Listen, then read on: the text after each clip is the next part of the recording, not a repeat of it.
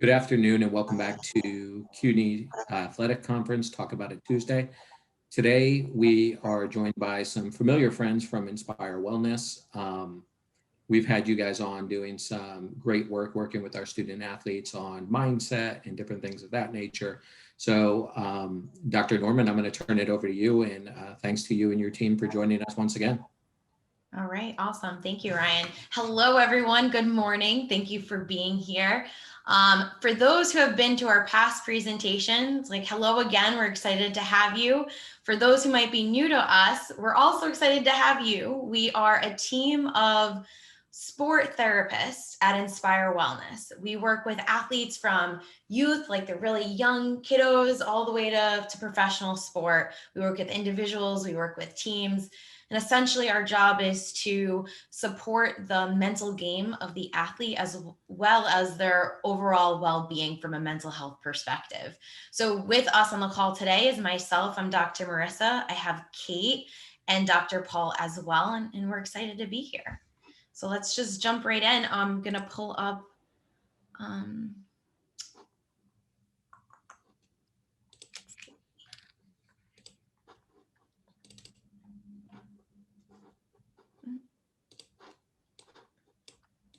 right.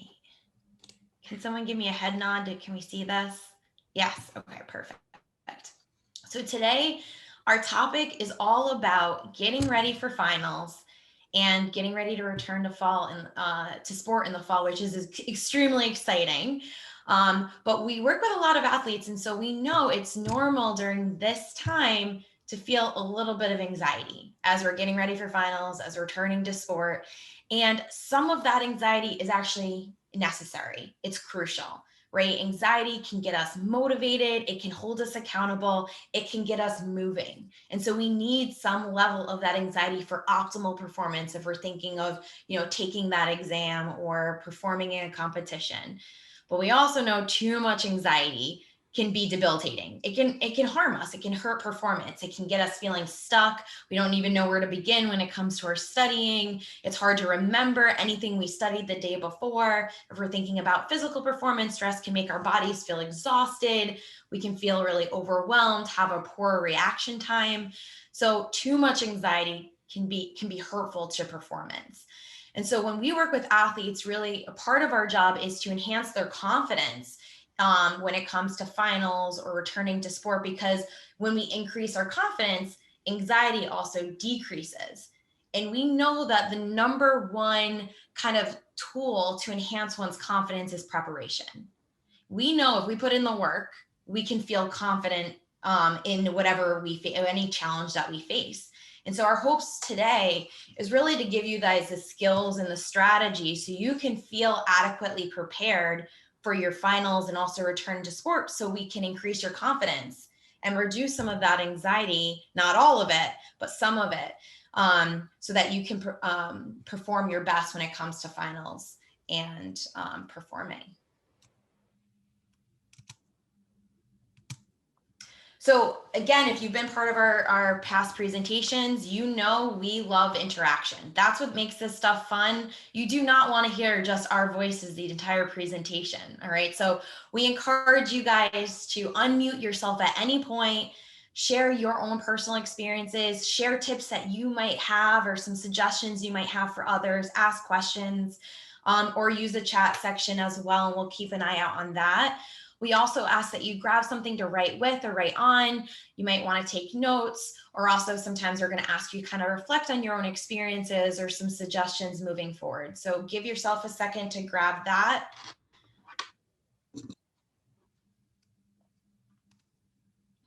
And before we get started, we want to just check in. It's been a while since we had the opportunity to present to you guys. And so we want to see, as like a cohort today, as a team on the Zoom call, how we're all doing.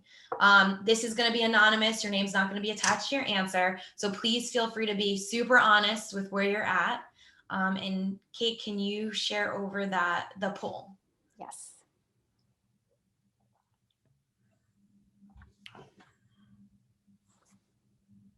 Awesome. So question 1, just how are you doing today?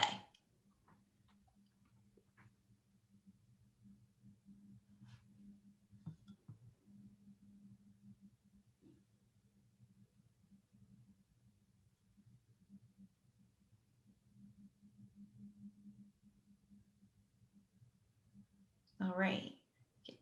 And I think, can you share that or? Awesome. So we're seeing, like, for the most part, we're doing okay. Yeah, we can do better. Some of us, hey, we're feeling amazing, but that's a great way to start. It's, to start today. And hopefully, if you're feeling more prepared after this, you can feel even better leaving this presentation today. Yeah, and I'll throw in, like, even those that are feeling amazing, mark it, right? Know, as we're going through presentation, think about the things you're doing well right now and things that you can add, but mark that amazing feeling and get a sense of what process kind of brought you there as we're going through different ideas for your process today. But totally agree. It looks like we're in a good space. All right, we got another question for you. All right. All right, so choose the best that describes your experience as you near finals.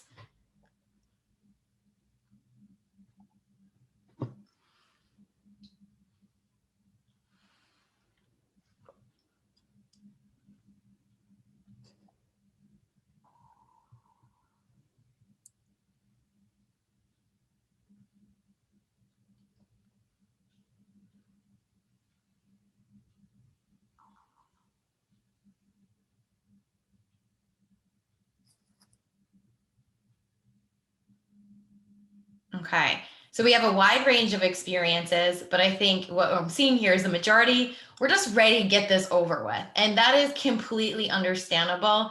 And so I think today you'll get an opportunity to slow ourselves down, because right when we're ready to get things over with, we might rush, we might miss things. This gives us an opportunity to prepare. So we can not only just get it over with, but we can do our absolute best. So when we are done with this, we can look back and feel really proud.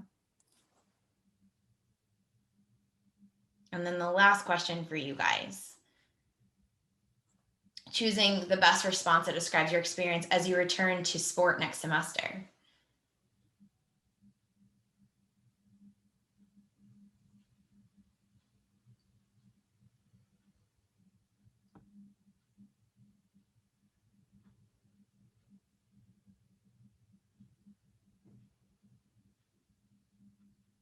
Okay. Yeah, I think, yes, it's something that I think a lot of people are excited about. It's been a long time coming. I can imagine a lot of you are missing it. And as I mentioned earlier, it is completely normal to feel nervous about it. And in fact, if you feel like I'm not nervous at all, I'd be really shocked, because it has been a long time. And it's probably in the first time you haven't competed this long in your life. So it makes a lot of sense to why we would have nerves around this. But also some of those nerves are probably mixed in with excitement because it's just been so long. So thank you so much for being honest and sharing where you're at. Okay, so we're going to start with the fun stuff first. We're going to focus on finals, right? Preparing for your finals, then we'll get to the sports. But kind of what this will look like, the layout of this, first we're going to talk about, like, how do you prepare to study? How do we schedule that? What would that look like? Then we're going to talk a little bit about the research and what the research is saying for suggestions on the best ways to study so you retain and better recall the information that you're studying. And then lastly, we're going to support you in kind of developing your own pre-exam routine so that leading up to the exam, you can do whatever is necessary so that you can show up as your best self, ready to go on exam day. So really our first suggestion when it comes to preparing for finals is making sure you have a schedule for yourself. What we find oftentimes is our schedule is very vague. We might have an idea like, oh, after class, I'm going to study, or this weekend when I get some time, I'm going to study. But often it's very vague. It's not, okay, I'm going to study for this long, or I'm going to study this material. And so we spend a lot of our time wasting time kind of preparing in those moments. And we know that if we can be more intentional around our scheduling when it comes to studying, we're more likely to get it done. We're most likely to get the most from that experience. So when we're scheduling for studying, there's some things we want to consider. Now, we are absolutely all different. So you have to know yourself and know that it's okay if your schedule looks different from somebody else's. That's expected. One thing you're going to want to consider is the time of day. Now, some of us are most sharp in the morning. Others might be just better at night, operate better at night. And also our schedules look very different. So we might have a bigger gap in the middle of the day to study. So know when you function best and know what your schedule already looks like so that you can be intentional on what parts of the day you will study.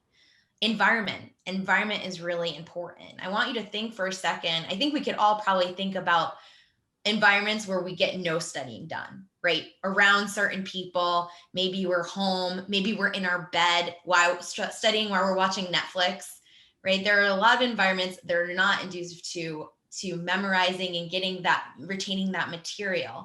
So you want to think about what is the optimal environment.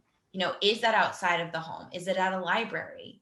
Is it alone? Is it with friends? Is it with a certain group of friends, right? What is that ideal environment for you? And actually, if you would share in the chat, maybe some ideas of an optimal environment for studying, please absolutely share that.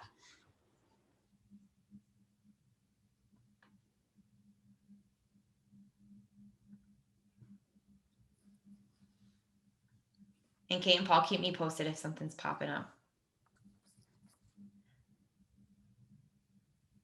All right. I was just oh, go ahead, Paul. I was gonna write one of my go-tos. Oh, go for it. I always went with the library with a little bit of noise. A little bit of noise. Yeah, absolutely.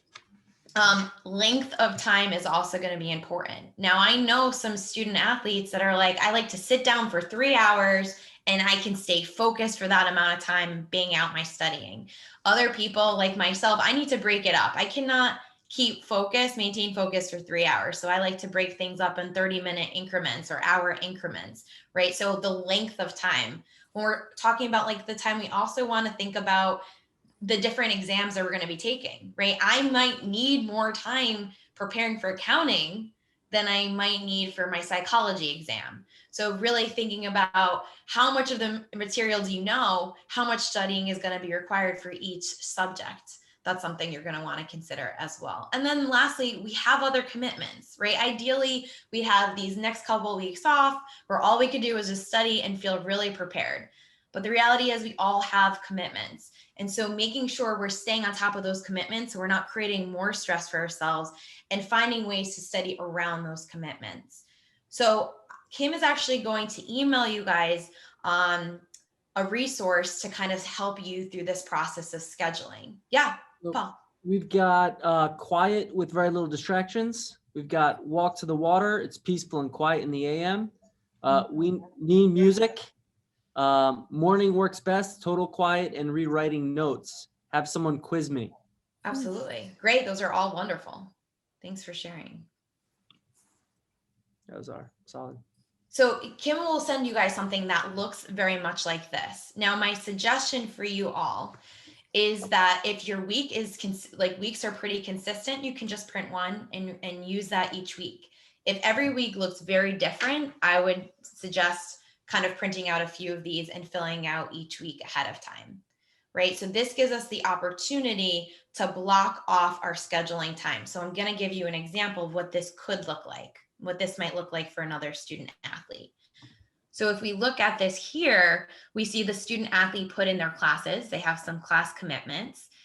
And then around that, they put in their study time. Some of their studying was just like within an hour. Some was a little bit longer than an hour. And they put that throughout the day. You also might notice for this particular student athlete that they added, they'll study 2 subjects within one sitting. Now, for some of us, that's too overwhelming and that's too much information. But for this person, that might work. And they also have some sittings where they just focus on one exam. So this is an example of how you can kind of schedule, picking the time, the length of how much, considering the factors that we talked about earlier. Any questions or comments here? Okay. So if you're like many, when it comes to finals week, the first kind of things we throw out the window, we can kind of completely forget about, is our sleep, our nutrition, and our self-care. Partially because we're so busy that we forget about these things. Other times is we just don't feel like we have the time. However, these things absolutely contribute to retaining the information, recalling the information, keeping our stress levels low, increasing our motivation. So we really have to be intentional about getting enough sleep. So we're talking about at least 8 hours to the best of our ability, right? Having a well-balanced diet, not having a diet just filled with oodles and noodles and McDonald's. I know it's quick and convenient, but again, we're fueling our brain during finals. So we want to make sure we're taking care of our bodies. And then self-care, right? Self-care, and I mean this in a variety of ways, making sure we're having some fun within the week, making sure we're reducing our stress, making sure we're doing things that are contributing to our values, that we're taking care of ourselves. So and again, self-care, just like everything else, is very individualized. So please add to the chat, like some ways, especially during finals, that you feel it's important to take care of yourself. What are you going to be doing for your self-care?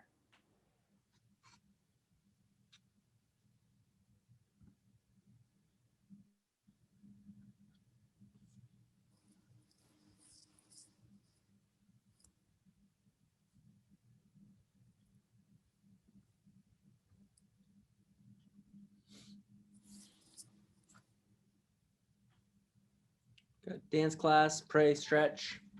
Mm-hmm. Nice. Absolutely.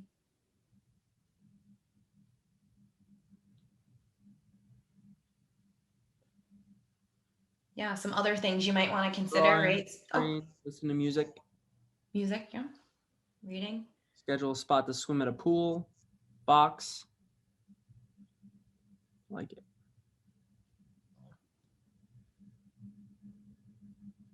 Some nice mix of like physical, spiritual, things for your mind.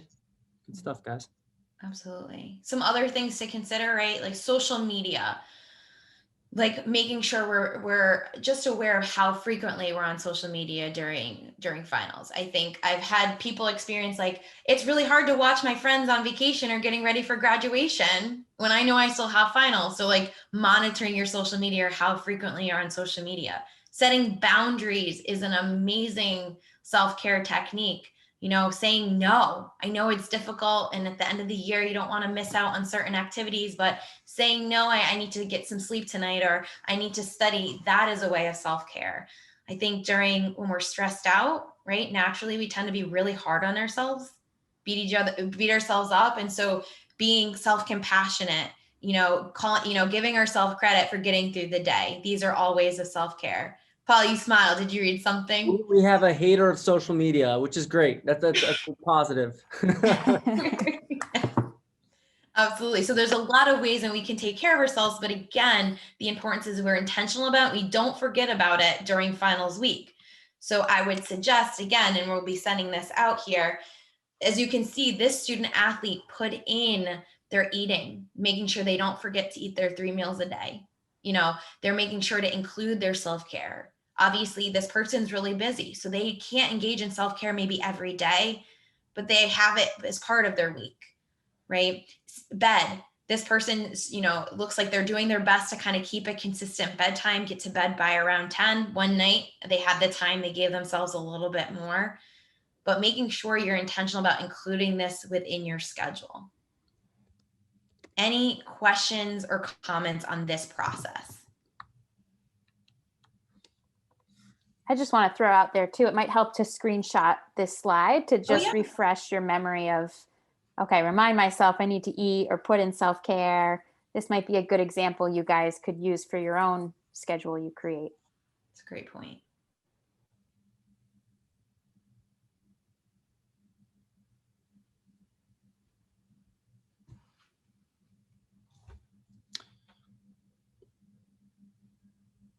May I talk without interrupting? You may. That was me with I hate social media because every single time I try to put, I try to put most amount of time in my day trying to do something to improve myself. And then everyone on social media is like out there drinking and all that. It pulls you into like seeing what other people are doing and a comparison there. Yeah, you get to start comparing yourself. And though I don't like doing all that stuff,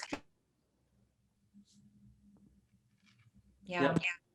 I don't like doing that stuff myself. And, you know, I'm kind of happy that, you know, I'm not sucked into this, you know, shenanigans, as you could say. Yep. Yeah, it's interesting. God. Go, Melissa. I was just gonna say, and it's so important that we're intentional about like who we're following, right? Like it's like I make sure I'm intentional that on my newsfeed I'm seeing productive things, like I'm following positive quotes, or Inspire Wellness Instagram is really positive, or just like positive body image stuff. I'm making sure that the things that matter to me and are important to me is something I'm intentionally following on my social media platform. So that might be something to think about too during this time. Yeah. Yeah, and along those lines, I was going to reinforce like the social media platforms and smartphones, technology, they have our minds down to a science. They know how it works. They know how we're fed. I mean, they've done their research into what pings and dings and buzzes are going to catch our attention and are going to increase the likelihood we engage with these platforms, right? So with that, know that that's our tendency, that's a draw, and that's like, we can't judge it, we just got to know it. The other piece is, you know, depending on, I know Kate, Marissa, and I have talked about it, depending on the performer, the athlete, whoever we're working with, depending on their tendencies, it might need a different intervention. For some, it's like they know when they get home or they're in a certain space, they got to put that phone on airplane mode and put it in the other room. I have others who can put it beside them, leave it, and not touch it. Like, and frankly, the same with me. Sometimes for me, it depends on what type of day, what type of energy. So you have to make adjustments and just know yourself and make those changes. And it's a choice. It's tedious.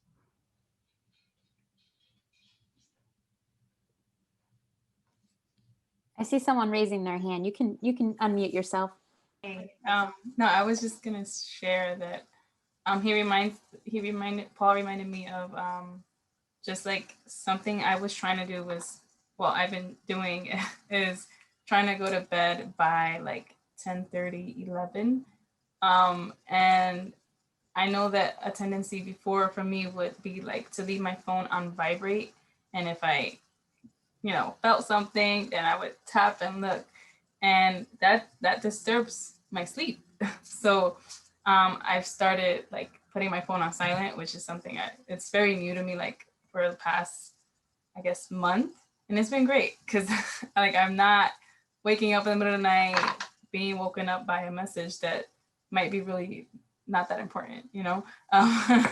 So yeah, that just reminded me of that, like knowing that I'm the person that would look at my phone if I get a message, you know? So I had to like put it on silent. Appreciate that.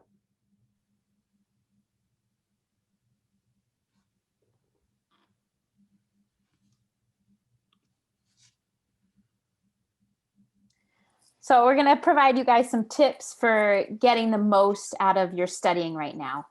And someone had mentioned this earlier in the chat, but it's so important to quiz yourself on the information. And another way to do it too is quiz yourself with someone in your class who is also studying for the same exam as you. And you guys can bounce ideas off each other. And most of the time, that stuff really sticks to your brain because you understand how you're thinking about it, how the person you're talking to is thinking about it, and you might remember it even better that way. Also, handwriting your notes. Rewriting is a great way to study, and you're actually more likely to remember and more likely to achieve whatever you're writing down. So be sure to write things down. Creating note cards is great. You can create little study sheets, whatever works for you. And then prioritize what you are studying. So, and I was guilty of this as a college student, but I would always study the easiest subjects first because I knew I was good at it, right? But in reality, I should have been studying the things that challenged me the most and I knew would take more effort and were harder to really grasp. So push yourself to study those harder topics first or the lessons that you struggle with, and then work your way towards the easy ones. Because it'll feel a lot better once you get through the hard stuff and you know, okay, I already know my psych information. I just need to review it. So really try to prioritize what's going to be most difficult for you. Remove distractions. So we talked about the phone and things like that. Maybe you guys could throw out there in the chat, besides your phone, are there other things that distract you while you're studying?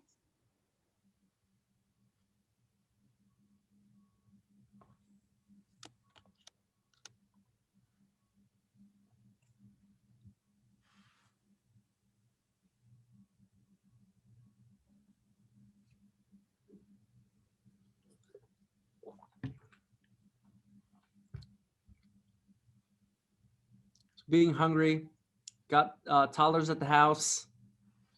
Okay. Two strong That's a distractions distraction. right there. Yeah. Even the weather can be distracting, right? Family. If Sorry, Family. Kate. Yeah, weather. it's nice out, you just want to be outside. You don't want to have to be sitting inside studying. Yeah, family. Those are all good ones.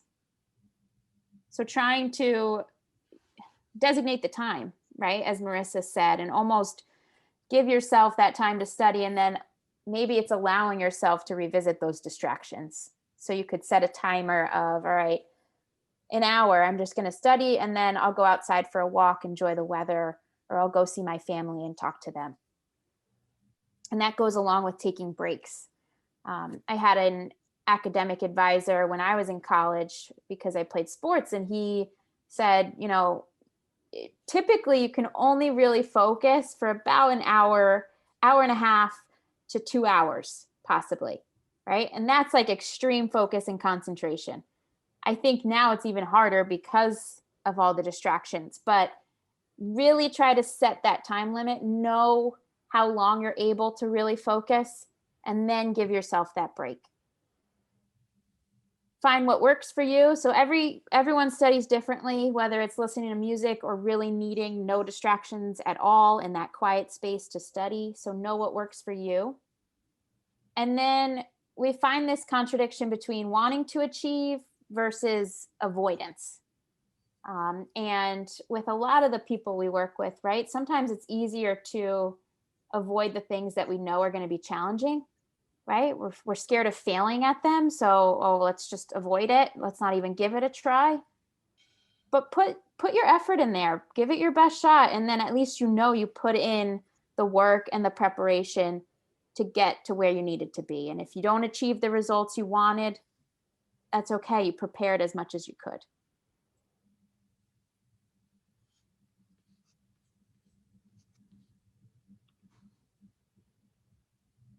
So pre-exam routine, and I don't think we need to do breakout rooms because we've got a pretty small group, but let's hear from you guys. Feel free to unmute yourselves. Do you guys have a pre-exam routine you fall back on to try to prepare yourself mentally? Oh my gosh, Amy O'Connor. She coached me in soccer. Really? Oh, that's awesome. Hey, Amy O'Connor. Hey, Martino, what's up? How are you? I'm good. How are you? Good. A reunion. Welcome. Yeah, so pre-exam routines. What do you guys do?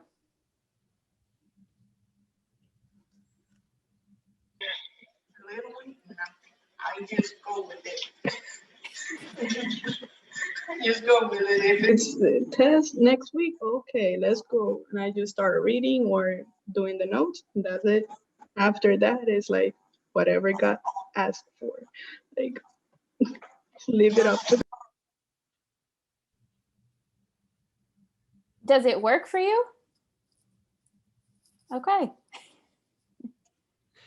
I found myself wondering, like, how much is like, because there's like a mix of like a process you have, but then also like a part of you that just feels like, there's so much outside of my control. Is that right? Okay. Okay. How about others?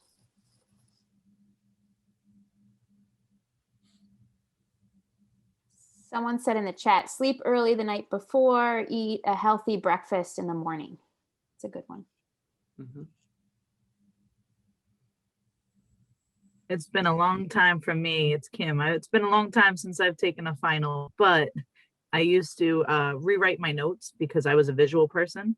So I always had to rewrite my notes, and not so healthy breakfast. I would have my coffee and Oreos before every final. Oh, A creature of habit. It was like your treat to yourself. I guess it was just, I'm a softball player, you know, we're superstitious. It worked once and Yep. I got to stay with it. Yeah. Don't change the socks either, right? Oh no, not for playoffs.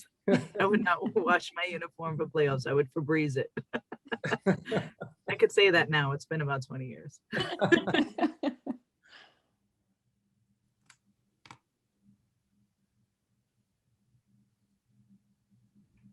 Any let's other? get, yeah, one more at least.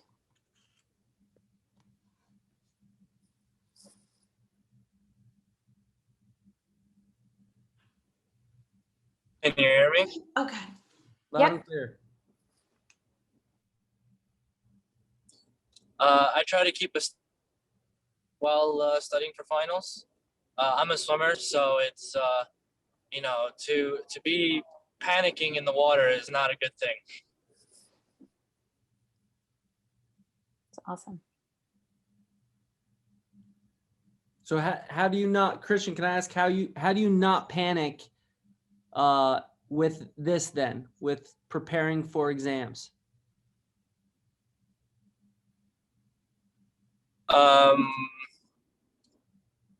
I guess you could say I do my best to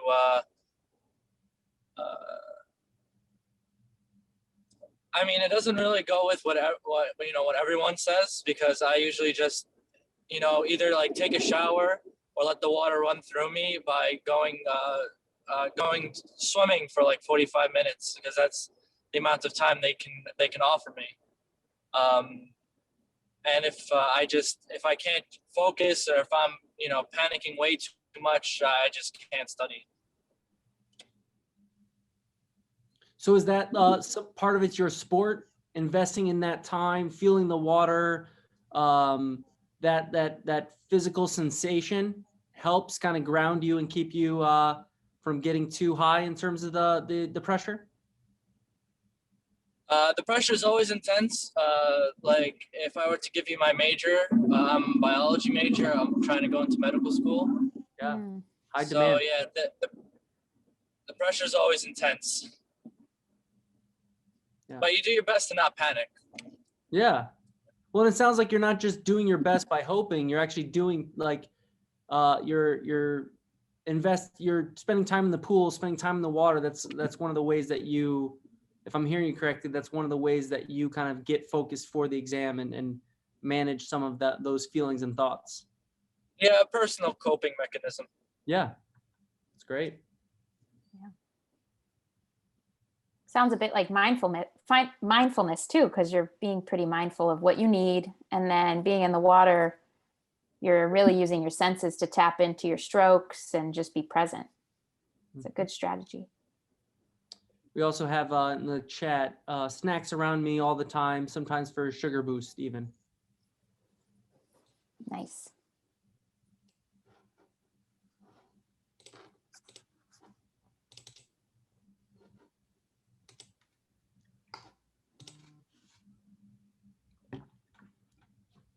So we wanted to just share a few other ideas that you guys could incorporate too into your routine.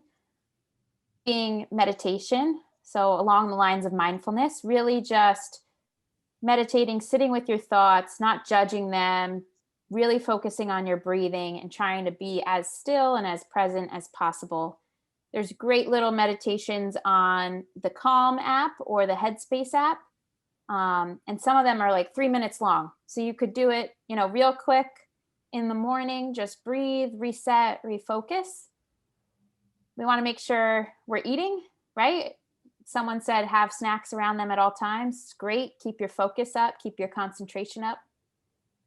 Yoga is good too. I had a friend who was an accounting major, and before exams, she would literally do the downward dog and poses and just try to like get the blood flowing in her body a little bit before taking the exam. packing your bag. So I learned this too, as being an athlete. I had a coach say, you know, lay your uniform out the night before, right? Make sure you're prepared in this way and you have your bag set so you can just roll out in the morning and take it, right? So pack your bag for the next day, anything you need, so that in the morning there's no stress, right? You just pick it up and you know you got it and you go. Was that Coach O'Connor that gave you that expectation? I'll give her the credit. Thank you. Review the material. So, you know, if you like flashcards, just go through the flashcards in the morning, read through your notes. Maybe you're a visual learner, you like to watch YouTube videos about what you're learning. You could put that on in the morning just as a refresher. Hydration is key. Want to make sure you're drinking enough water. You know, if you're not hydrated, that could lead to headaches. So we want to just make sure you're drinking enough. Talk to a friend. So it's kind of the same thing as sports. Sometimes people perform better when they're not thinking about that exam or that performance coming up. So maybe talking to a friend can take your mind off of it a bit. It could be a stress reliever. Just change up the scenery, change up what you're thinking about. Put on music. Calming music is really good for that. Classical music, a lot of people like to listen to while studying. Could do some light reading of your notes, nothing too heavy that's gonna stress you out. Saying a positive mantra is helpful. I worked with a young student who had some test anxiety, and we came up with this mantra of, before exams, she would say, you know, I'm prepared, I've put in the work, I'm gonna just do my best, right? And so by reminding yourself and actually having that inner dialogue in your head, you're going to calm yourself and you're going to lower your cortisol levels, and you're just going to kind of de-stress in that moment if you can say those positive words to yourself. Self-care we talked about, right? Someone said get to bed early, eat a healthy breakfast in the morning, just really trying to take care of yourself that week or day before.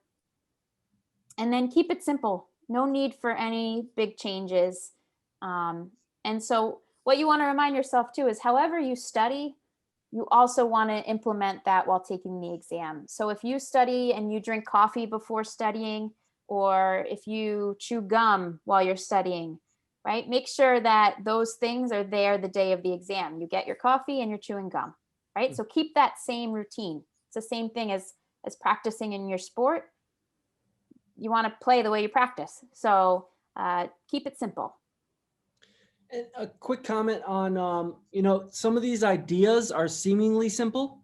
You know, part of the reason we go through them is because when we're stressed out, when we have too much going on with our sympathetic nervous system, the fight or flight response, we get too focused in on small details, on the things that we think we need to survive. And if we don't back out, if we don't like look at a list like Kate just went through, we don't think about all the other aspects of ways that we take care of ourselves, that we calm ourselves, that we soothe ourselves enough, that we're kind of in that zone, in that flow, and able to perform at our best. So these are great ideas that Kate just went through to just back up, take a better view of what's going on in front of you, and plugging them in a very careful and tedious way like Marissa went through. It takes more effort for us to kind of back up and take the big picture because of, you know, what our system's doing in the moment. All that focus that we have on what we think of too often as survival. You know, we need to back up, slow down, and think broader. Yeah. That goes directly to what Christian said, that panic mode. He tries to cope with it before it happens, right? So you're really trying to deal with the fight or flight and provide those coping skills before it actually comes along. And then someone wrote in the chat they like to leave early. It would be that day that transportation is not on my side. Yeah. It's always that day, right? Wisdom right there. Wisdom. Smart.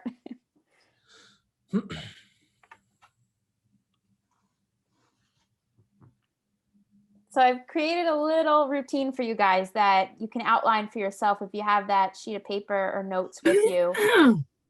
I'd love to hear you write down these different elements of preparing for that exam. So a week before the exam, what's your plan?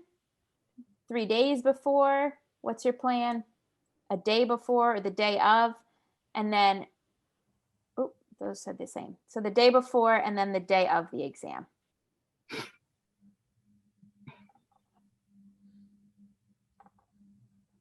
And this, you could probably take a screenshot of this and work on it more, but just get an idea of what you'd be doing in this time frame. Does anyone want to share?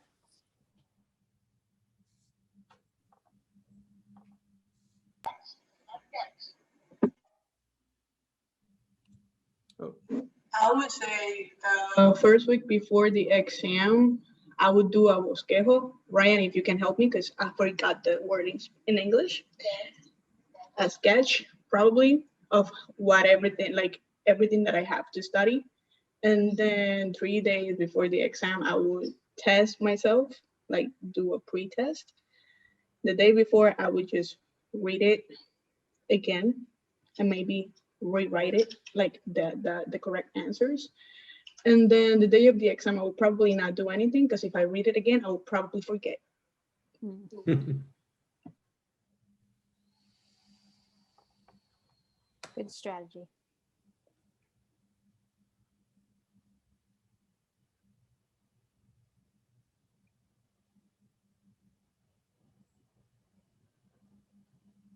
Anybody else?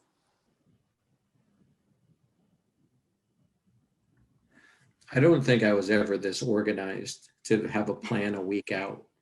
I'm kind of the student that needs the deadline and like thrives on that.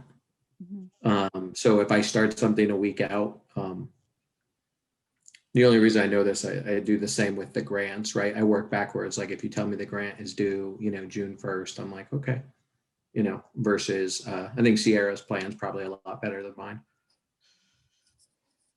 But that's actually that I've learned to do it now, because back in Puerto Rico, it would be like same day studying. Like it would be no planning ahead, no nothing, like same day. And I would get the review to my best friend and he would probably get a better grade than I did. And I would get mad about it because it would be like, stupid ass, like I did the entire review and then you get a better grade than I did, like how? And he would read it the exact same day, like not gonna lie, and it will be frustrating. But here I had to learn because of the language translating and all that is kind of harder because now I have to like translate everything and then retranslate it and then try to understand it. So I had to make a habit of doing the review a week before. Y Sierra, sabes, es porque eres duro en la cabeza también. Es más por eso que todo. Ryan. I didn't get that. Could you try again? He's calling me stubborn. He's calling me out. That's about it. Yeah, so even in that, there's some variability, right? In terms of our tendencies. Marissa highlighted before, she's going to do something different for, I think you said like accounting versus psychology. Each one of us on this call has different strengths, whether that applies to us in school or sport. And so we're going to approach it differently. I think even taking a step back and noticing there's many aspects of planning here. Part of it could also be making sure that we're planning our self-care, not just planning related to our performance, because our self-care and how we take care of our nutrition, our sleep, and the things around performance can improve the quality of life while we're sitting there performing, right? So you might be performing really well in a course, and it's like, I'm not changing that, but maybe the benefit could be changing some of the ways that you improve your quality of life while performing well, because you're getting more of that or getting more of this or adding this or structuring it a little bit different. So they're just constantly looking for some value add.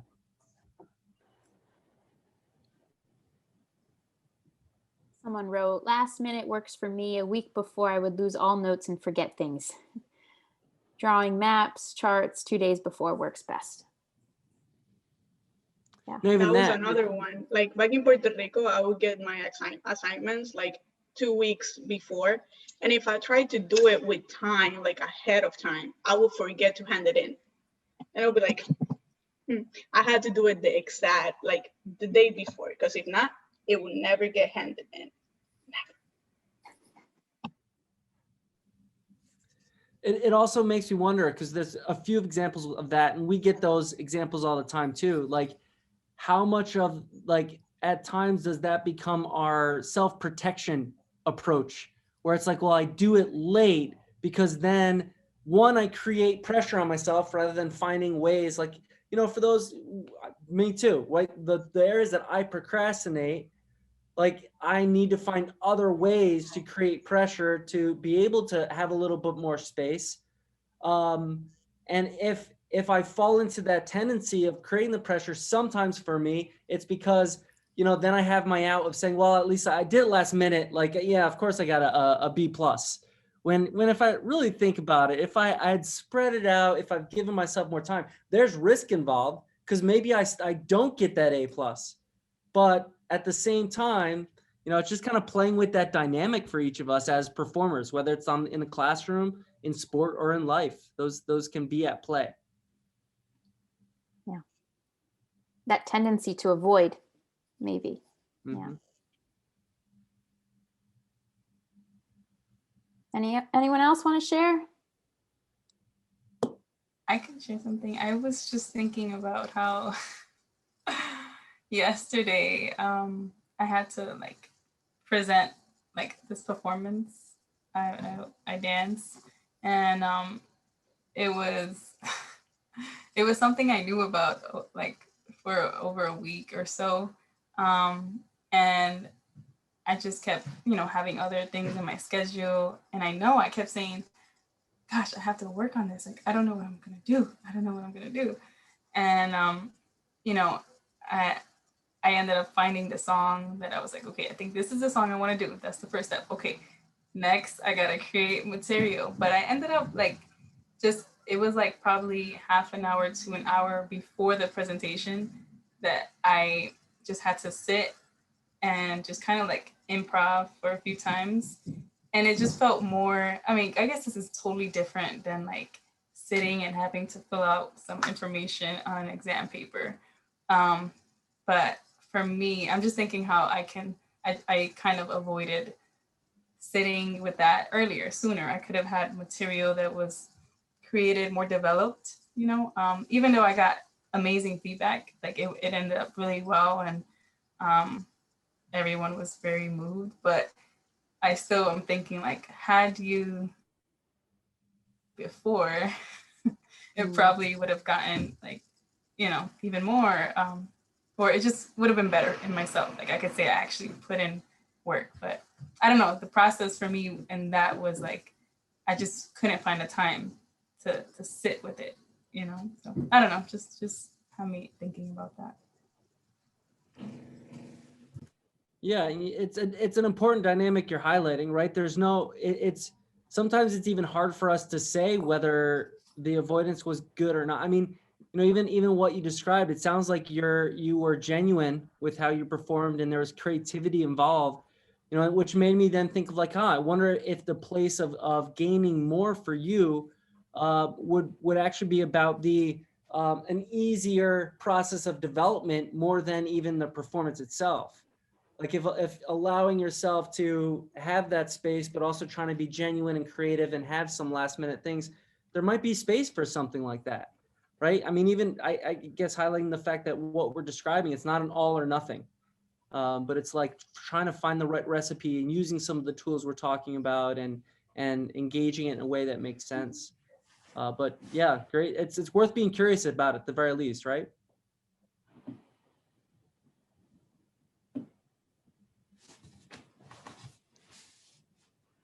Yeah, the other thing too, I would just add is the purpose of this is to prepare us for exam day.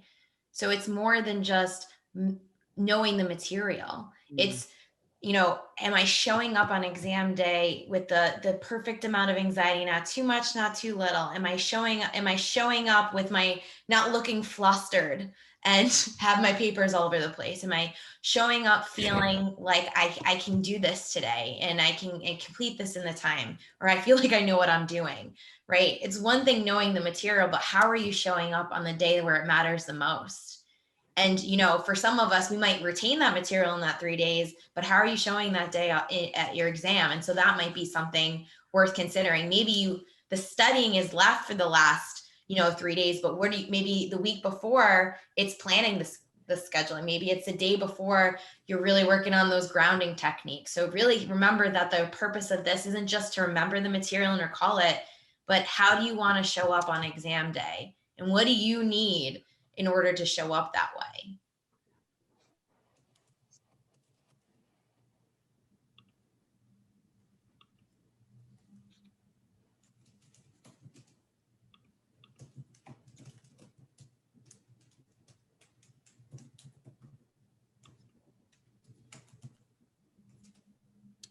So now shifting gears slightly, I mean, because, everything we talked about fits with sport, with performance in social situations and performance within school. So, but, being more exact about our discussion around sport, let's move our minds towards that. Returning in the fall. This is something that looks promising. We don't know exactly what it looks like yet, but it's coming. And sport, opportunity is certainly there in some ways already, but will continue to increase. So we wanted to begin thinking about returning and what that's going to look like, implying some of what we talked about already in that arena. So discussion question, what are our potential challenges? What are the barriers we're going to face when returning to sport in the fall?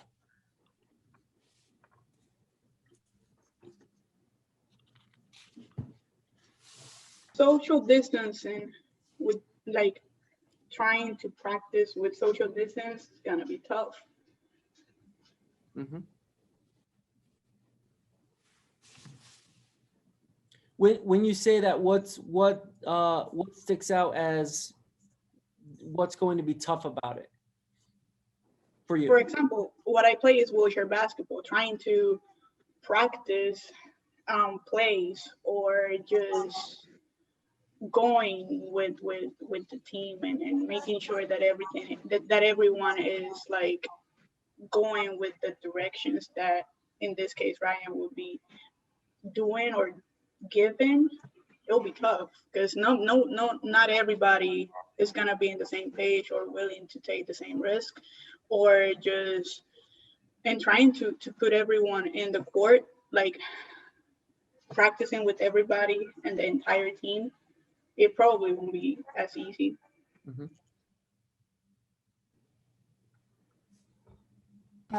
I think about like just the limitations and like the space usage and like just time constraints, like limited time where you might be able to use facilities. Yeah.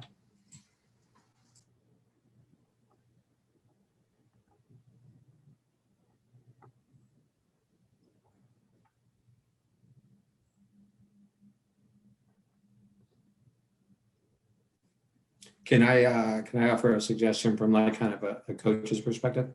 Please. Yeah, so I think there's two kind of buckets, if you will, from like my perspective, is like the physical gearing athletes up in an appropriate, safe manner, to avoid injury. And then like I'm also the world that they're trying to navigate, in a post-COVID, or let's call it the end of the beginning of the end of the pandemic, adds a lot of mental stress, especially now you're adding in the component of competition, right? That they've been able to kind of put that away and just focus on the academic side. So I think like those are kind of the two main buckets that, like, when I talk with our athletes and we do one-on-ones, that's kind of where I'm trying to gauge, like, okay, where do you feel on that one, and they're super eager to get back into it, right? Especially for our program, which is, a brand new program and is, it has national travel and different kind of implications. But those are the two things that I hear the most from them. Like, hey, how are we going to do this? Like, what is this actually going to look like? And, for me, I've been really super lenient with our workouts and our virtual things because ultimately, like, the academic is, what drives ways, but now we don't have to worry about that competition piece. And so I worry about just like the mental fortitude of the student athletes, navigating all of these different waters. Yeah. Yeah, and there's like an interesting underlying, from my view, on concern there in terms of like, and I don't know if I experience this in part because of my own expectations, but like our expectations for ourselves, for teammates, from coaches used to like, hey, here's how my practice was run, here's my expectations, here are the rules, and now so much influence of COVID and the pandemic and safety is on our minds, both in our own personal development, on and off the court, the field, what have you, as well as the team dynamics and the team culture and expectations there. It's really murky quick. I agree, because I think coaches, we're like kind of creatures of habits, right? We know like the number of hours that it's going to take to get something going. And then it's like, wait, we're not going to have those same amount of hours. We're not going to have those same amount of touch points with, and then just being like, I worry about their overall mental health in navigating that, right? Because, part of being a student athlete, and I think part of the great part about sports is to experience failure and to learn how to, to navigate those waters when you're not successful, right? But you're putting them back into a situation where things are really fragile. And so it's a lot to ask of, an athlete who's not on scholarship and who's, potentially working a side job as well, on all those different things. Yeah. I mean, on that note, our entire team is a mental case, so I don't know what you're worried about. Oh, don't worry. We'll have the Inspire Wellness team on speed dial. It'll be good. Great. Yep, totally needed. We're there. Any other challenges or barriers before we shift to the next question? Can I say a story? Of course. So this has to do with what I said before about trying not to panic, because one big barrier I had to face was during the championships in swimming, where we led Brooklyn College to get second place. Was that me and a friend of he's a friend and also a swimming partner. We had to swim what is called the mile swim. So being able to swim that distance in a race was basically 3 times the amount where I was used to.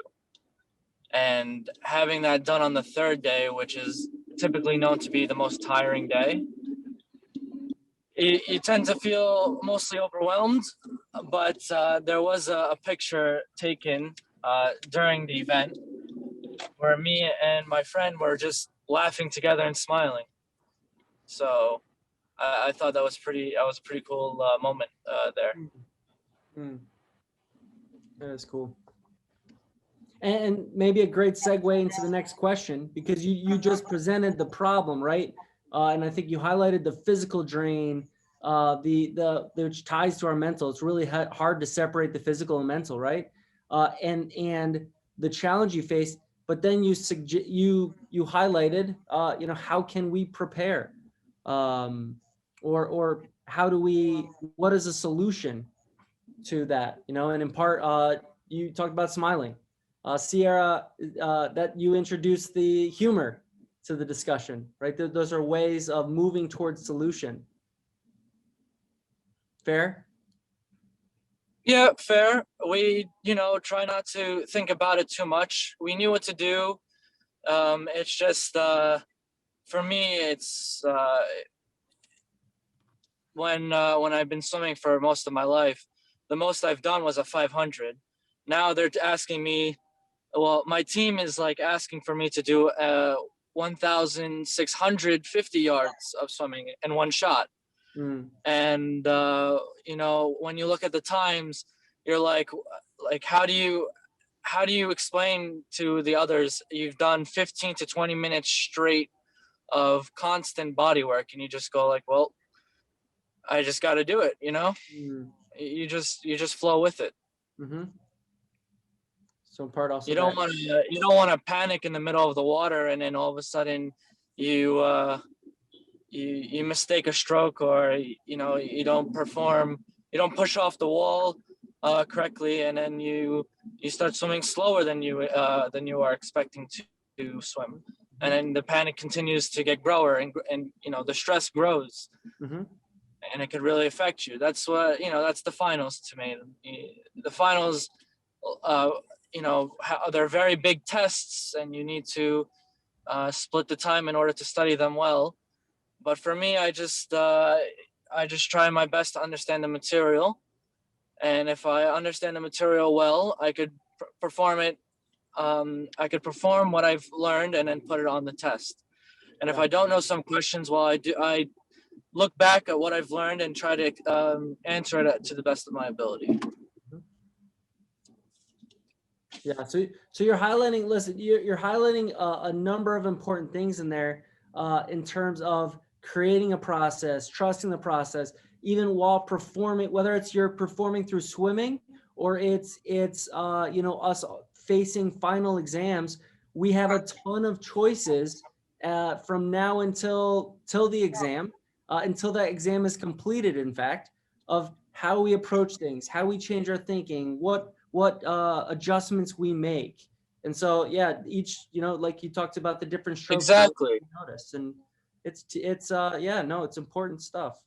And it feeds into, let's go to the next slide, feeds into this question. You know, again, we've highlighted some of it already, including with what Christian said. How can we prepare? So what are other thoughts there before we go on to a few ideas that we had and wanted to present on? How do we prepare for our potential challenges and barriers?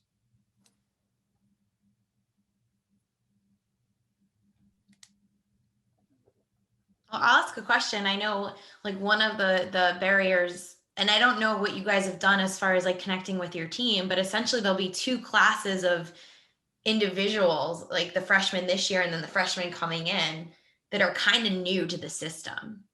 Like, what are some ways you maybe in that, like, as far as like team culture, team dynamic stuff, that you guys can prepare specifically for that piece? I would say pretty much just, in our case, doing what we've been doing. Like, every time Brian presents a new person or a new person comes to the team, we just try to make them feel welcome, even if they're new or not to the college. It's just a matter of working on that teamwork representation and making it feel like it's something normal, even though we're not looking at each other, like we're not having that one-on-one in person. So, but it's, yeah, mostly what we've been doing. I would say, just in our case, that would be it. Just keep trying to make that teammate feeling, even if we are apart.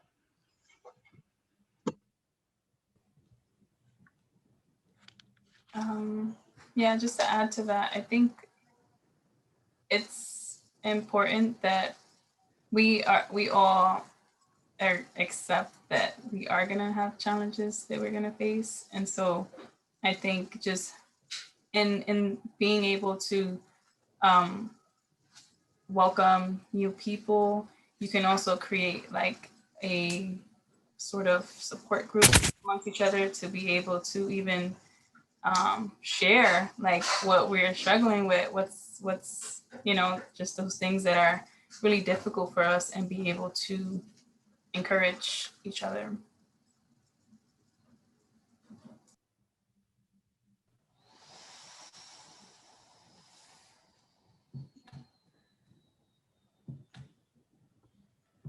Well, great ideas.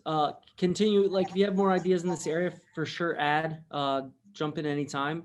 I think we can, we'll move on to some ideas that we had for you in terms of your own preparation, in terms of steps that you can take, right? Because part of this is about maintaining confidence during this time, and preparation is a big piece of this. And to further, to run with Kate's idea and then bring it to the performance realm, we want you thinking about your preseason routine.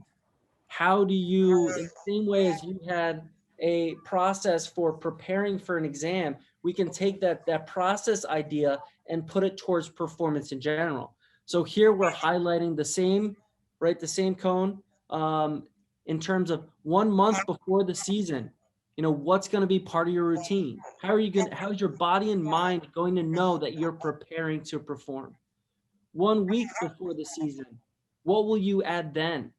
What steps will you take to make sure your body and mind knows performance is coming and you've done your job to prepare? Because part of it, right? Confidence, and I think you hear it in what we're talking about, confidence needs to come from our process, knowing that we're doing what we can, controlling what we can, and we're moving forward in ways that make sense in terms of how we're wired and how we work. The next area is the first day. The first day of practice, what will you have in place to help you indicate you're moving towards performance? And then lastly, during the season, what are practices that you're going to have in place to both on and off the court, on and off the field, when you're dancing and not, how are you taking care of yourself and increasing the likelihood that you will perform well and are taking care of your mind and body?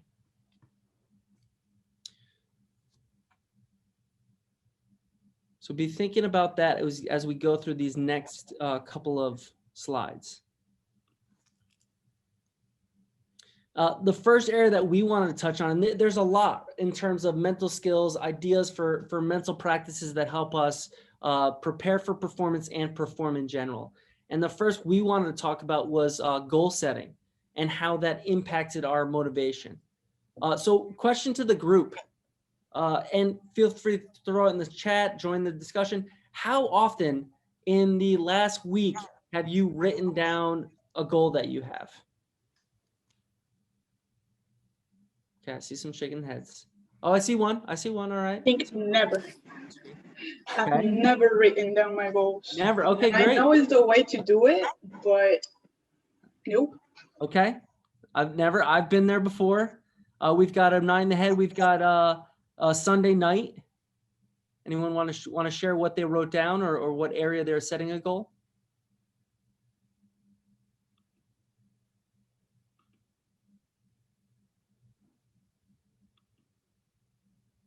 No? Okay. All right. How about in the last month or year? Can I get any additions on that? Oh, we have to go running was the goal. Great. In the past month or year, thinking back, I haven't never. I've been there. And then we haven't always looked forward for the weekend. Okay. So that's part of the goal, Christian. Looking forward to the weekend. Just the goal is to get to the weekend. Of course, the a good space. Some days where it's those days where you need to relax the most, because after a very stressful week of I don't know if you're doing labs, let's say you have a couple classes where you do labs and then you have to go through all this lecturing and then you have to learn a new lesson. It's stressful. So you always look forward for the weekend and get that, use that weekend to give yourself time to learn about these, the new chapters that's coming up. Mm-hmm. So weekend is your space to think, to expand a little bit. Yeah, like we were talking in the beginning. Yeah, that's my space. I prepare this week, during the week, I go through the week as much as I could. If I'm missing a few assignments that I need to do, I'll do it. Any readings, I'll read it. But mostly it should be done on the weekend. And when I get through the weekend, I give myself, some time off, but I mostly do all my work on the weekend. because it's preparation for the next week and preparation for any upcoming tests. Appreciate it. So one of the things I want you all to come away with is the idea and the knowledge that, in part, our goals is what can drive our confidence. And actually being a little more specific, because I too am guilty of not necessarily writing down my goals, taking time to put it on paper. And now, like thinking back and thinking about the different athletes I talked to this week, it's not uncommon to kind of be in that space. Like, I have goals, I have things I want to accomplish, but if we spend time to really talk about, well, what does that look like? What is your goal? How do you measure it? How do you know if you've reached it? Like, those are the questions that often leave people a bit confused and like, oh yeah, my goal's not very clear. And what we know about being really clear about your goals is the need to write it down. And in fact, writing it down increases the likelihood you're going to accomplish it. In 90% of the time, when your goals are specific and just beyond your ability currently, that is also going to increase the likelihood that you are successful. And there's some good research behind that. And finally, the other piece of accomplishing goals and what increases it is sharing it with another person. And there's even research, if you share your goal, write it down, and then share it with another person, you're actually 33% more likely to accomplish your goal. And yet we don't write it down. And in part, I think sometimes that's avoidance. I think the other piece, which we're going to hopefully solve a little bit today, is not really having the knowledge about it. What does a good goal look like? What is a goal? How do we keep moving forward? Now, and there's space for different types.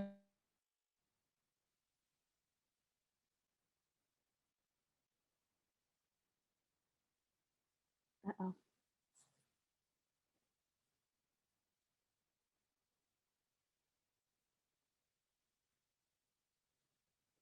He's the only one frozen, right? And within that, it increases our likelihood that strategies are developed. Oh, we missed a good no. chunk. How much did you miss? 30 seconds. Oh, okay. So I think I just highlighted some of the other benefits, right? Enhancing our performance, it improves our energy. And part of that dynamic is by making sure that we actually take the time to write down a goal, right? If you were to sit here right now and write down your goal, it's going to increase your awareness. And that can be somewhat uncomfortable because you might write a goal related to something you want to accomplish and then think that like, can I do that? I don't know if that's realistic for me. And, will I commit to that? Because that's something that's going to take a lot of work. But what we want to say today, it's worth it. It's worth that awareness. It's worth that difficulty, because part of it, I'll talk about the process of adjusting it so that you can continue to move forward regardless of, where you're at in your goal setting process. So the first thing I want to talk about is the types of goals, right? Because in order to set great goals that help drive performance and increase your energy, you need to know, how to set the goals. And the first is the outcome goal. It's what you're trying to accomplish. That could be acing the exam, winning state championship, becoming better in one specific aspect of your sport or one specific topic, right? That's your outcome. That's what you're trying to obtain. Now, taking a step back, the layer beneath that, we want a performance goal. And that's more specific. What part of your performance can you actually work on? And within your sport, it could be a technique within your sport. It could be reducing turnovers and specifically how you're going to do that. Running a specific time or, swimming, right? A specific time that you're aiming for, because it's about your performance. In basketball, shooting a specific percentage from the free throw line, from a specific area. It's about performance, not just the outcome of what you're trying to obtain, the performance you believe that's going to get you to that outcome. And then beneath that is the process goal. And within the process goals, it's considering what you can do daily weekly, monthly. I mean, even from practice to practice, what you can do to increase the likelihood that your performance goal will come through, that you can meet it. And then from there, your outcome goal, right? Each time trying to increase the different areas. So process goals could be specific to your performance. You know, it could be, I'm working on shooting from this spot. And so after practice, I'm going to take 20 shots from this specific spot. You know, and it might be movement. It might be with someone in front of you. It might be for now starting at a place just beyond your ability, especially if you're trying to extend your range with no one in front of you. You know, it could be off the court, you know, sleeping, right? Sleep is the #1 recovery method. You know, getting more than 8 hours of sleep could be part of the process that you believe is going to get you to the point where you can obtain your performance goal. You know, watching film 3 times a week for 20 minutes. And what you probably notice there, very specific. We know how to check off that box because when you watch film 3 times a week, only for 10 minutes, then you know an adjustment need to be made. It might need to be made. Maybe it's still a realistic goal and next week you'll have to get back to the 3 times per week for 20 minutes, or maybe you're gonna have to make an adjustment because it's not realistic. But either way, you're gonna have great data to know whether adjustment needs to be made for you to obtain that process goal, impact that performance goal, and get closer to that outcome goal that you're trying to obtain, whether for yourself or for your team. So very clear process allowing you to check that off, right? And the same can be applied to studying. Because when you're specific about what you expect for yourself in terms of preparing for an exam, how you perform then tells you a lot about what you need to do next time to make an adjustment and perform better. And this made me think, maybe an example, a quick one, is related to a soccer player I worked with last year. And for them, spending time talking about their performance and what was going well, they noticed that there was a belief, an expectation that anytime they had the ball within the 18-yard line, they expected to score. Not completely unreasonable. We all, like 18-yard lines, pretty close to the goal. But there's a ton outside of their control, right? There were times people were in front of them. There were times where the ball that was delivered to them, like to turn and shoot, was not realistic. But they built up this belief that if I had the ball within the 18-yard line, I needed to score.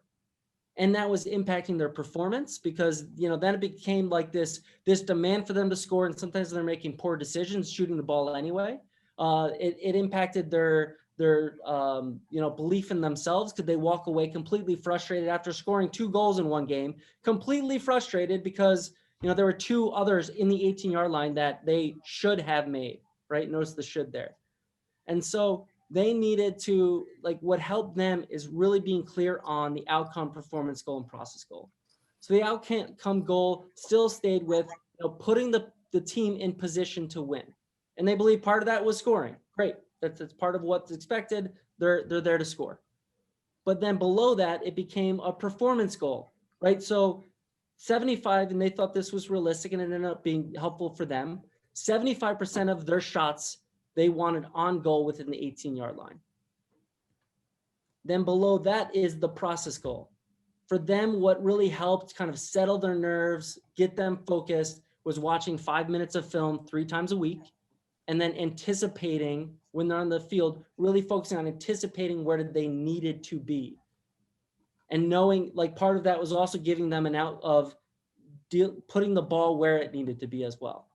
And so then they got to check off, was their process sound? Was their performance sound? And did the outcome come through? And that allowed them to really improve their performance, stay connected, maintain confidence, regardless of exactly what happened in the game. And their stats improved. So again, overall, the challenge in this, and go ahead, yep, self-talk's fine. The challenge in this is to be specific, to know what, you know, goal setting allows you to be really specific about what you expect from yourself, what you're able to do, and how you're moving forward. So make sure, you know, as we're talking about the process that Marissa laid out, that Kate laid out, those are all items that can be used to be really clear about your process. So self-talk's the other area we thought was a great starting point as well, for that kind of overlap this well, as two. You know, in this one, right, goal setting, while it's one of those things that we don't do enough, self-talk is one of those things that we often do too much, right? It's this continuous inner dialogue that's occurring. Our mind is always moving. You know, even to highlight that, we could ask, there's a number of questions, but like we can ask, you know, think about anything you want right now, but don't think about a pink elephant. Okay, go. And then as we sit here, I assume that there's some people who thought about a pink elephant. I assume there's also some people who said like, okay, don't think about the pink elephant. He challenged me not to do that. I'm not going to think about it, right? Our mind is always moving. So it's not really worth trying to shut down our mind or to, you know, to try to stifle it. But at the same time, we want our mind to stay out of the way, to allow us to do what we want to do, to benefit us, but not get in the way of our performance through overthinking. And some of the benefits there is if we have positive strategies around self-talk and positive self-talk, it helps facilitate learning. Also, great research behind enhancing performance. Helps us to think less, and it helps us to think clearer. So some of the things I think it's important, like as basic steps for self-talk, some of the things to watch out for is first cognitive distortions. And a simple one here would be the should, right? Watch for times that you say should to yourself. I should have made that shot. I should have swam that time. As you're coming off the wall, like, oh, that turn should have been cleaner, right? When we're spending a lot of time on the shoulds, it's too much information. It's not using it the way we want. You know, so encouragement there would be self-talk around the next one is going in, or I got the next one, and then moving on to the moment rather than staying in that past mistake. Another idea around self-talk would be distant self-talk. And this is somewhat recent research in the past couple of years. But a great strategy that I've found helpful and that a few performers have used is, you know, when catching yourself saying, what am I going to do to solve this? Like a missed shot, a mistake on an exam, a situation on the dance floor where you make a mistake. What am I going to do to solve this? Puts the pressure on you, right? For some reason, if we change our language and think about what are you, right? This is you talking to yourself. What are you going to do to solve this? Or if it was for me, Paul, what are you going to do to solve this? Right? Just changing the I to a you or to your name allows you for a touch of distance, allows you to step back and realize that you are not your mistake. You're not over identifying with it.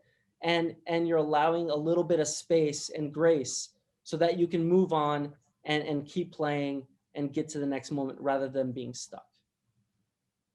So self-talk here, I think the challenge, like I was thinking about, like, what is the overall message here? I think it's, you know, allow yourself to be clear to yourself and how you talk and how you're thinking in order to maintain your confidence.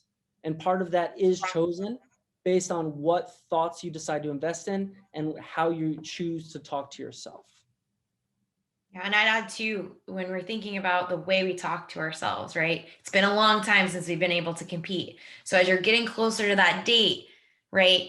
I'm imagining there's going to be a lot of shoulding on yourself, right? Oh man, I should be in better shape than this. I should have got that shot in. I should have performed better. And we can be really hard on ourselves. So just being aware of your self-talk, that internal dialogue as you're getting closer to returning to sport and throughout the season, because I'm sure this is going to stem from a lot of our expectations of we missed a year, we want to be on top, so we're harder on ourselves. So just being aware of that, because that can have a profound impact on our performance. 100%. The last area we thought would be a great benefit in just highlighting briefly and allowing you to use is the idea of making it meaningful, right? We need to know our why in order to maintain optimal confidence. Right? There's a great motivational model. It's called self-determination theory. and frankly, it's 3 areas that they say, hey, in order to maintain motivation, we need autonomy. Like we need to choose what we're working on, why it's important to us, how we want to improve. We need mastery. So we need a sense of we're getting better, we're improving, we're increasing in skill. And then the third, we need a relatedness or purpose. And in each of those areas, right, we need to feel connected to other people. We need to know our purpose in terms of why we perform, why we work, why we show up every day. But even within each of those areas, right, choosing, right, to choose something that you want to work on, there's likely meaning there. You care about it. If you're trying to master something, which is the second step, then likely it's also something that's important to you, a skill, something you want to work on that you think is important to the game and your impact on the game and your team's outcome as well as your own. And then relatedness also ties into that meaning, right? It's the purpose, it's the connection. So make sure you're connected to your why you show up. You know, and within that, I think is also the lesson of, you know, your identity within sport. You know, make sure you know your meaning even beyond sport in order to perform well. Right? If your identity is completely wrapped up on how you perform, your identity becomes unstable because it's going to be dependent on how you perform that day. So know who you are beyond the game. Know what you stand for. Know what's important and where you feel and how you feel connected. And so in this area, I think the summary in terms of the challenge is, you know, be connected to maintain confidence. So these are a few areas of what you can add to your preparation. And you can add it in ways that make sense to you, and it can increase the likelihood that you walk onto the court, roll onto the court, walk onto the dance floor, get in that pool with a high sense of confidence and trusting in your preparation thus far. So thank you so much for this time. You guys are always a pleasure to be with, to, you know, it's so engaging and love the conversations that we have with you all. Here's just some ideas of how to stay connected with us through Instagram, TikTok, which I'm still getting used to. And Kate does a great podcast with athletes and performers of all types. So please don't hesitate to reach out with any questions and any ways that we can help improve your performance or process. Don't hesitate. The podcasts are good. Thanks so much. Don't go listen to the longest one. That's Ryan just talking about himself. Thank you guys. It's awesome. Thank you very much, everybody, and to the student athletes that are on the call. Good luck with your finals. Can't wait to see you guys back on the court, the field, the what else? The pool. What else we got? All of the things. We cannot wait to see you guys back enjoying and doing what you guys do best. So good luck. And if we could be of any help, you know, you could reach out to us. So enjoy. Thank you all one more time. Thank you. Have a great day. Good luck. Take care.